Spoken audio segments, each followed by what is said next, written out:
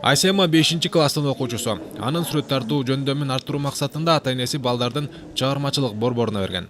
Айсема Кыргыз патент уюштурган жаратмандык сынагынын финалисти. Мультфильм тарткам, пластилинден жасап, жашыл келечек. Ошондон кичинекей балдарга природаны абереги айтыш керекти көрсөтөйүн дегем.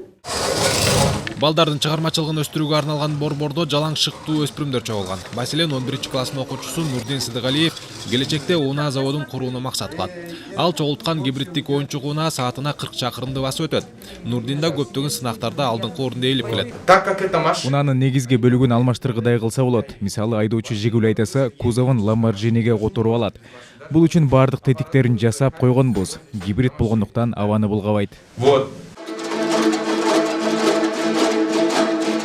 Токмокто 2005-жылы ачылган балдардын жана өспүрүмдөрдүн чыгармачылык борбору 4 жаштан 18 жашка чейинки балдардын чыгармачылык жөндөмүн арттыруу багытында иштейт.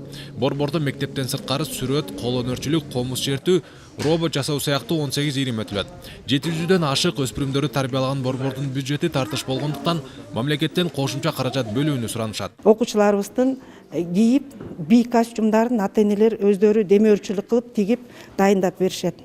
Эң чоң ишибиз ошол эки да.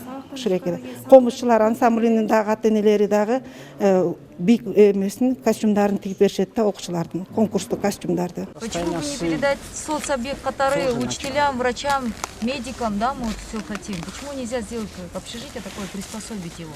Ал эми Токмок шаарынын чок ортосунда жайгашкан береги ондогон жылдардан бери каралбай калган имараттар Билим берүү министрлигинин балансында экен.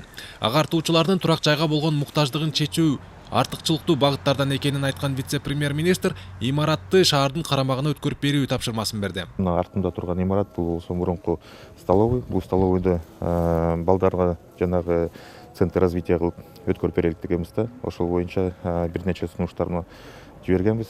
Азыр ошол иш каралып атат да. Акча каражаттары болсо, эгерде берилип калса, биз өзүбүздүн жергиликтүү бюджеттин эсебинен жана Чүй обул фондунун жардамы менен оңдоп түзөө иштерин жүргүзө алат элек да. Семейное насилие растет, насилие в отношении детей цифры растут. Ысык Ата районунда үй бүлөлүк зомбулук күч алганына байланыштуу балдардын өз өмүрүнө кол салган учурлары көп катталууда. Кант шаарында бош турган имаратты жарандарга психологиялык кеп кеңеш берүү борборуна айлантуу зарылдыгы турат.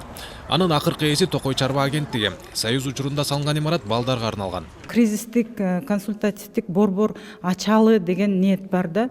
Жанагындай статистиканы айтып атам, ошол ар бир үй бүлө, ар бир бала үчүн биз психологиялык, юридикалык жардамга муктажбыз.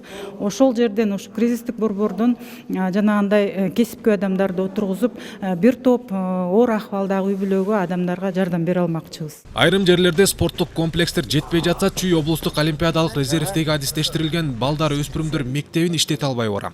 Мында футбол, волейбол, баскетбол боюнча машыгышат. Имараттын ичинде спорт залы, 2 бассейни бош турат. Жетекчилиги пайдаланууга бир нече аракет көргөнү менен майнап чыккан эмес. Казынадан кошумча каражат сурашат. Бир жылдай иштешти спонсорлор. Алар кетишти. Бүгүнкү күндө карызы бар. 388 миңдей 400 миңге жакын карызы бар. Иштете албай жатышат. Анткени светке көп акча кетип атат. Былтыр болсо биз иштетели деп аракет кылдык. Бирок кайра эле жанакы маселе светке карыз болуп калабыз. Төлөй албай улам светти кесет. Иш сапардын алкагында Эльвира Сурабалдиева педагогдордун жыйынына катышты. Мугалимдердин арыз муңун уккан вице-премьер-министр даттануулар боюнча чара көрүүлөрүн белгиледи. Сайфуллин Мурзаев, Чыңгыз Жумагулов, Ала Тоо 24.